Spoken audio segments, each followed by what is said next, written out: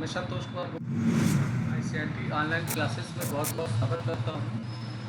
आज मैं आपके लिए एक नया सब्जेक्ट लेके आया हूँ। जैसे अगर आपका कोई खुद का वेबसाइट नहीं है और अगर आप चाहते हैं कि यूज़र को हम एक फॉर्म बना के दें और उस फॉर्म में जो यूज़र इनपुट करे उसका डेटा हमें मिल जाए, तो उसके लिए जो गूगल है ये आपको एक सुविधा देता है कि इसमें आप फॉर्म बना सकते हैं। तो जो गूगल फॉर्म है इसके बहुत सारे फ़ायदे होते हैं। इसे अलग अलग उद्देश्यों के लिए आप यूज कर सकते हैं।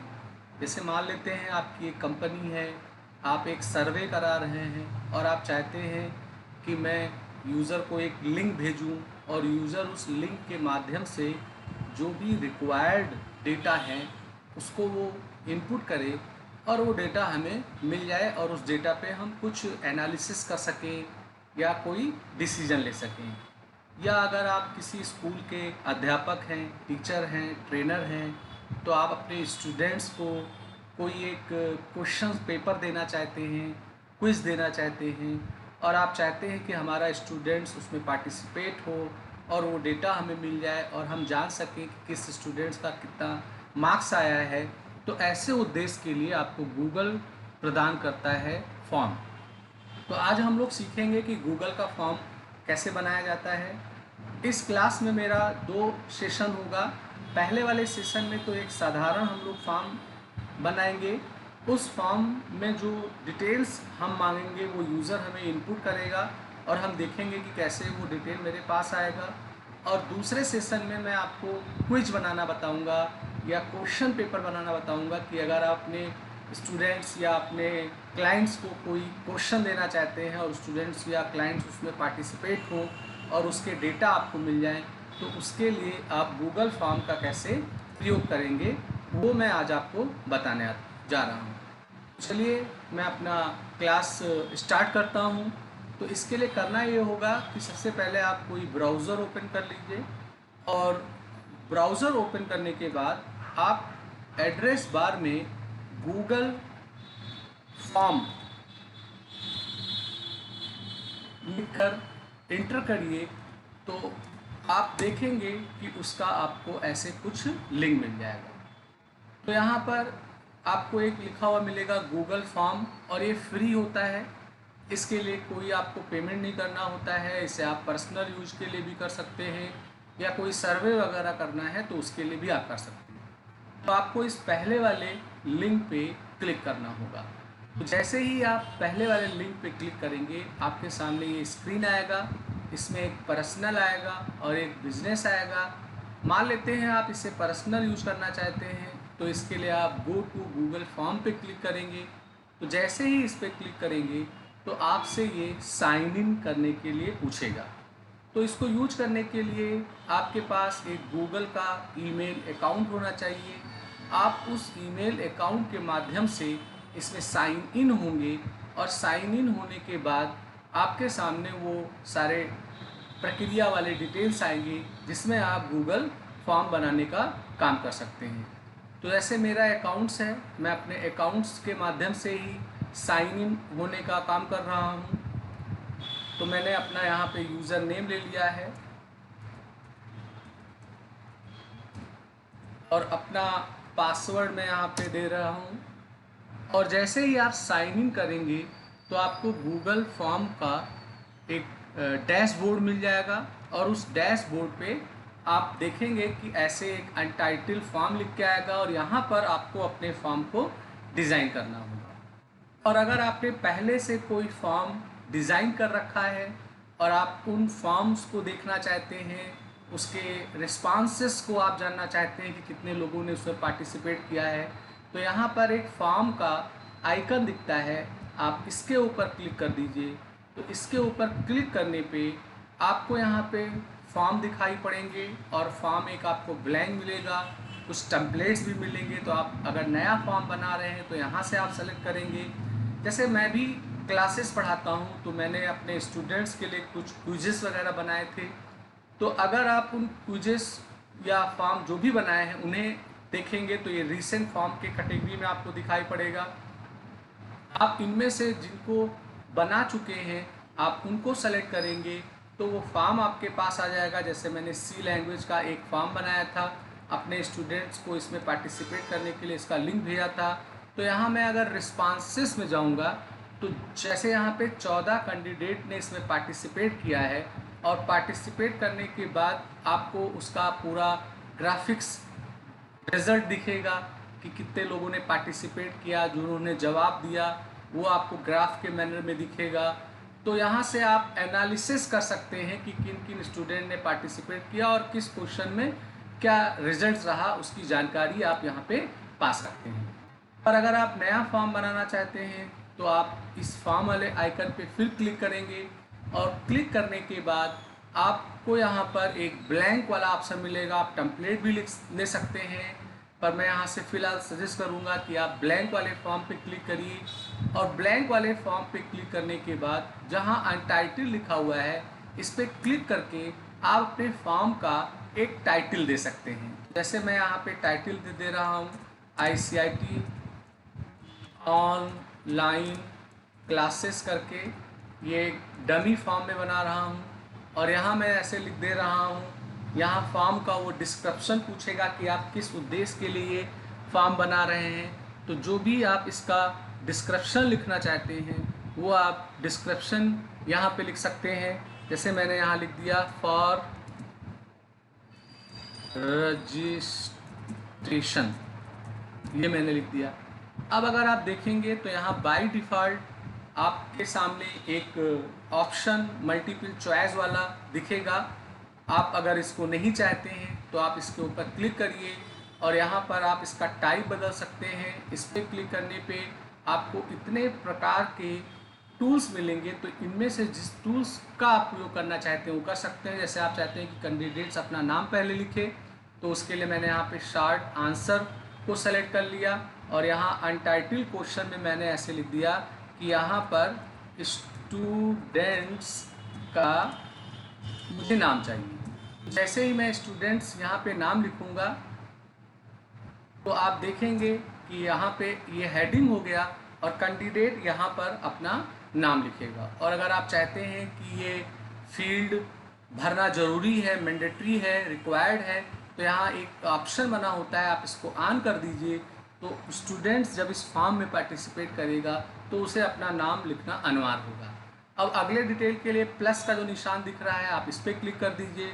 जैसे मान लेते हैं अगले वाले पे मैं फादर नेम चाहता हूँ, तो यहाँ मैं जाऊँगा और जाने के बाद शॉर्ट आंसर पे क्लिक करूँगा और यहाँ पे ऐसे मैंने लिख दिया कि आपको यहाँ पे फादर्स का नेम देना है। तो यहाँ फादर के नेम के लिए एक नीचे डिटेल मिल जाएगा और स्टूडेंट्स को अपना यहाँ पे नाम फिल करना होगा।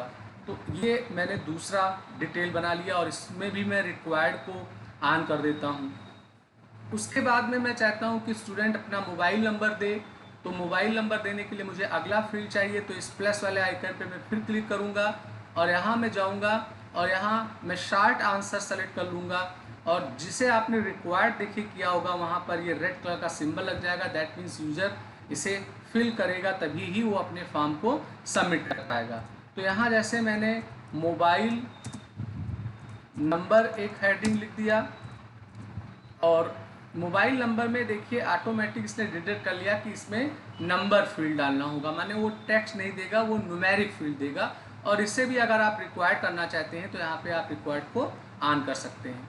अब मैं चाहता हूँ कि अगले स्टेप पे स्टूडेंट्स अपना जेंडर देगा कि उसका जेंडर क्या है। तो यहाँ पे मैंने अगले फील्ड के लिए फिर प्लस पे क्लिक किया और प्लस पे क्लिक करने के बाद यहाँ जेंडर में जैसे मैं ऑप्शन चाहता हूँ कि मेल और फीमेल का ऑप्शन लिखा रहे, तो यहाँ पर मैंने इसी को ही ले लिया मल्टीपल चॉइस वाले को और यहाँ मैंने ऐसे दे दिया जेंडर। अब जेंडर में क्या होगा, एक विकल्प मैंने यहाँ पे दे दिया है मेल का और एक विकल्प मैंने दे दिया है यहाँ पर फीमेल का।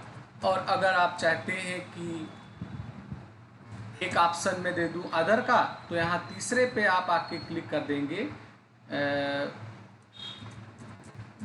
अदर करके। और अगर आप इसका भी चाहते हैं कि रिक्वायर्ड ऑन रहे तो उसके लिए क्या करेंगे, आप यहाँ पे रिक्वायर्ड ऑन कर देंगे तो इसका मतलब यूज़र को इसे भरना ही होगा। अब जैसे मैंने यहाँ जेंडर ले लिया, अब मैं चाहता हूँ कि स्टूडेंट आंसर देगा, और आंसर जो है वो थोड़ा बड़ा हो सकता है, जैसे एड्रेस का उसे आंसर देना है, तो यहाँ मैंने एड्रेस लिखा। अब एड्रेस चूँकि एक लाइन से ज़्यादा हो सकता है, तो यहाँ देखिए पैराग्राफ बाय डिफ़ॉल्ट सेलेक्ट हो गया है, अगर ना सेलेक्ट होता तो यहाँ पे आप पैराग्राफ ले लेते। अब पैराग्राफ में स्टूडेंट एक से ज़्यादा लाइनों का डिटेल लिखेगा, और इस रिक्वायर्ड को मैंने फिर यहाँ पे ऑन कर दिया है। अब मैं अगला फील्ड चाहता हूँ कि वो अपना स्टेट लिखे, तो जैसे स्टेट लिखने के लिए मैं चाहता हूँ कि एक कैम्बो बॉक्स बन जाए, ड्रॉप डाउन, तो यहाँ मैंने ड्रॉप डाउन ले लिया है, और यहाँ मैंने ऐसे ऑप्शन दे दिया है स्टेट का, और स्टेट के ऊपर जाने के बाद जैसे यहाँ मैंने एक ऑप्शन दे दिया उत्तर प्रदेश का, एक ऑप्शन दे दिया, एक ऑप्शन मैंने दे दिया है बिहार का, एक ऑप्शन मैंने दे दिया है न्यू दिल्ली का। तो ऐसे जितने भी आप डिटेल चाहते हैं उन डिटेल को आप यहाँ पे लिख देंगे, और अगर इसका भी रिक्वायर्ड आप ऑन कर देंगे तो इसका मतलब यूज़र इसको इनपुट करेगा ही करेगा। और जो आपने फॉर्म बनाया है, अगर आप देखना चाहते हैं कि यूज़र को ये किस तरीके का दिखाई पड़ेगा, तो यहाँ पर एक आइकन प्रीव्यू का आएगा, आप इस प्रीव्यू पे क्लिक कर दीजिए। तो प्रीव्यू पे क्लिक करने पे देखिए यहाँ पे ऑप्शन लिख के आ रहा है कि स्टूडेंट अपना नाम देगा, फादर नेम देगा, मोबाइल नंबर देगा। अब जेंडर में देखिए ऑप्शन बटन बन के आ रहे हैं। ऑप्शन बटन तब बनाया जाता है जब कई चॉइस में किसी एक को हमें चुनना हो। एड्रेस आ रहा है। स्टेट में देखिए आप, तो यहाँ कैम्बो बॉक्स बन के आ रहा है। तो ये आप ऐसे बीच में अपने प्रीव्यू को भी देख सकते हैं।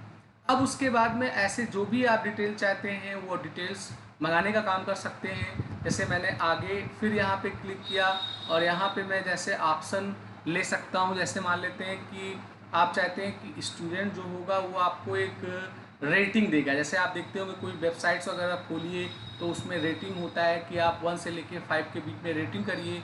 तो यहाँ पे मैंने लीनियर स्केल ले लिया, और यहाँ पे मैंने हेडिंग लिख दिया है रेटिंग करके। अब अगर रेटिंग हो गया तो यहाँ पे देखिए 1 से लेके आपका 5 तक का रेटिंग दिख रहा है। तो स्टूडेंट जो होगा वो यहाँ पे आपका रेटिंग देने का काम करेगा, और यहाँ मैंने इसका भी रिक्वायर्ड ऑन कर दिया है। अब ऐसे में लास्ट में चाहता हूँ कि जो हमारा स्टूडेंट्स होगा वो हमें कुछ एक डिस्क्रिप्शन लिख के दे, एक ऑप्शन लिख के दे, या जैसे आप चाहते हैं कि स्टूडेंट जो है उसका एक डेट ऑफ बर्थ भी हमें इनपुट कराना है, तो यहाँ पे एक डेट कैटेगरी मिलेगा, आप डेट ले लीजिए। और यहाँ पे डेट लेने के बाद आपने जैसे यहाँ पर ले लिया डेट ऑफ बर्थ करके, तो स्टूडेंट को यहाँ पे एक कैलेंडर मिल जाएगा, और उस कैलेंडर के माध्यम से स्टूडेंट जो होगा वो अपना डेट ऑफ बर्थ सेलेक्ट करने का काम करेगा। अब जैसे मैं इस फॉर्म को कंप्लीट करता हूँ, और यहाँ पर जैसे मैंने लिख दिया राइट योर कमेंट, या आप जो भी मैसेज लिखना चाहते हैं वो लिख दीजिए। अब कमेंट वो लिखेगा तो एक से ज़्यादा लाइनों की ज़रूरत पड़ेगी, तो यहाँ मैंने पैराग्राफ ले लिया। अब मैं अगर इसका प्रीव्यू देखता हूँ, तो प्रीव्यू देखने पे देखिए पहले स्टूडेंट का नाम आ रहा है, फादर नेम आ रहा है, मोबाइल आ रहा है, जेंडर आ रहा है, एड्रेस आ रहा है, स्टेट आ रहा है। देखिए यहाँ रेटिंग बन के आ रहा है, तो रेटिंग जो वो देना चाहता है वो यहाँ पे आपको रेटिंग दे सकता है। डेट ऑफ बर्थ के लिए अगर आप देखिए तो यहाँ पे कैलेंडर होके आ रहा है, और यहाँ कमेंट करके आ रहा है। अब स्टूडेंट इन सारे डिटेल को भरेगा और सबमिट पे क्लिक करेगा तो वो डेटा आपको मिल जाएगा। चलिए इस फॉर्म को मैं इंटर करके देखूँ, जिससे पता चले कि डेटा हमारे पास आ रहा है कि नहीं आ रहा है। तो जैसे मैंने यहाँ पे नाम दे दिया, सेंस दे दिया नाम, यहाँ फादर का नाम जैसे मान लेते हैं डीपी दे दिया, यहाँ मैं कोई एक डमी मोबाइल नंबर दे देता हूँ, और यहाँ पर जेंडर में मैंने मेल ले लिया। अब मेल लेने के बाद यहाँ एड्रेस हो गया, तो एड्रेस में वो एक से ज़्यादा लाइनों का प्रयोग कर सकता है।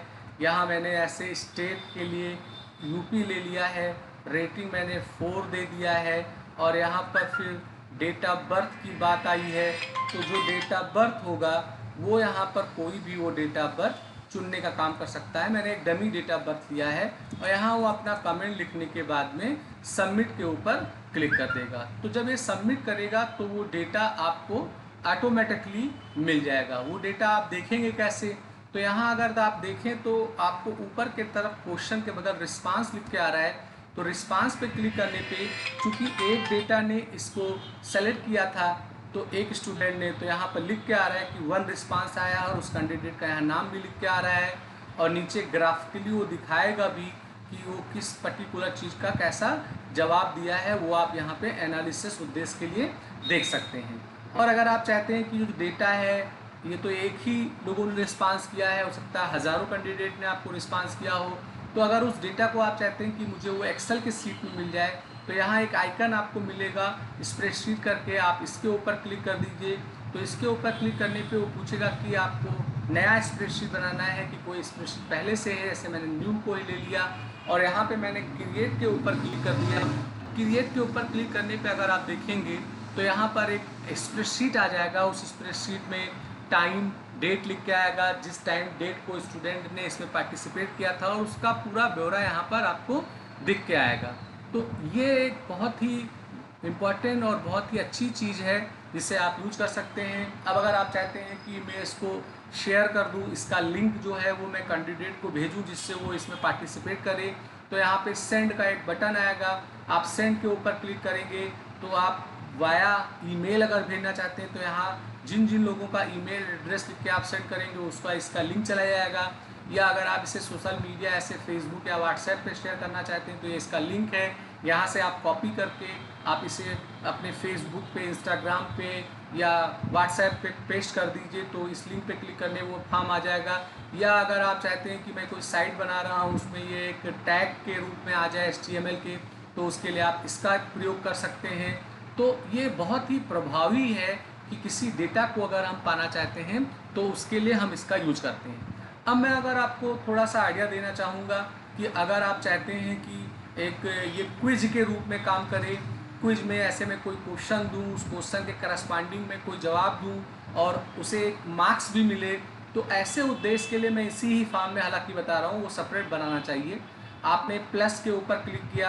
अब जैसे मैंने यहाँ पे एक क्वेश्चन देना चाहता हूँ और उस क्वेश्चन को सेलेक्ट करेगा, उसके आधार पे उसको पॉइंट मिलेगा।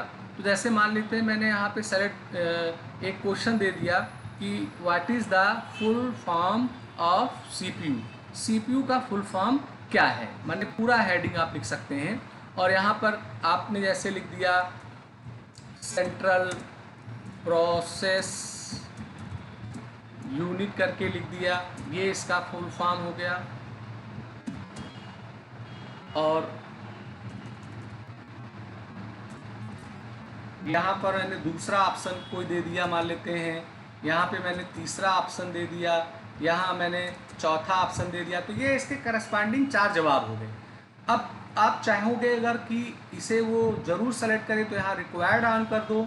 अब आप चाहते हो कि यूज़र जब इसको सेलेक्ट करेगा तो उसके आधार पे एक हम ग्रेडिंग या मार्क्स भी देंगे, तो इसके लिए क्या करना पड़ेगा कि आपको गूगल फॉर्म को सूचित करना पड़ेगा कि इसके बिहाफ पे मैं मार्क्स ग्रेडिंग का काम करना चाहता हूँ, यानी क्विज इसे करना चाहता हूँ। तो उसके लिए यहाँ पे एक सेटिंग का ऑप्शन मिलता है, आप सेटिंग के ऑप्शन में जाइए, इसमें 3 कैटेगरी दिख रहे हैं, क्विजिस मिलेगा, आप क्विजिस वाले ऑप्शन को यहाँ ऑन कर दीजिए।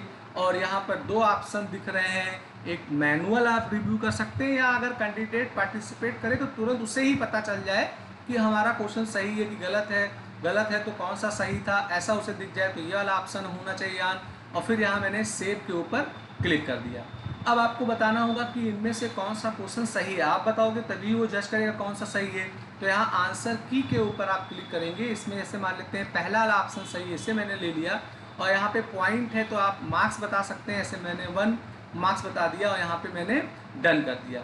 तो अब अगर आप इसका प्रीव्यू देखेंगे तो इसके प्रीव्यू में लास्ट में आपको दिखाई पड़ेगा एक क्वेश्चन, और अगर यहाँ से कोई ऑप्शन सेलेक्ट करके यूजर जब सबमिट करेगा पूरे डेटा को भर के, तो उसे तुरंत यहाँ पता चल जाएगा कि हमने सही किया कि नहीं सही किया है, उसका जो स्कोर है वो स्कोर भी उसको दिख जाएगा।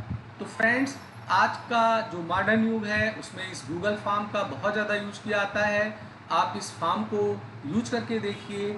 अगर आपको ये पसंद आया हो तो आप मेरे वीडियो को ज़रूर लाइक करिएगा, और मैं उम्मीद करता हूँ कि आपको ये वीडियो बहुत अच्छा लगा होगा। Thank you.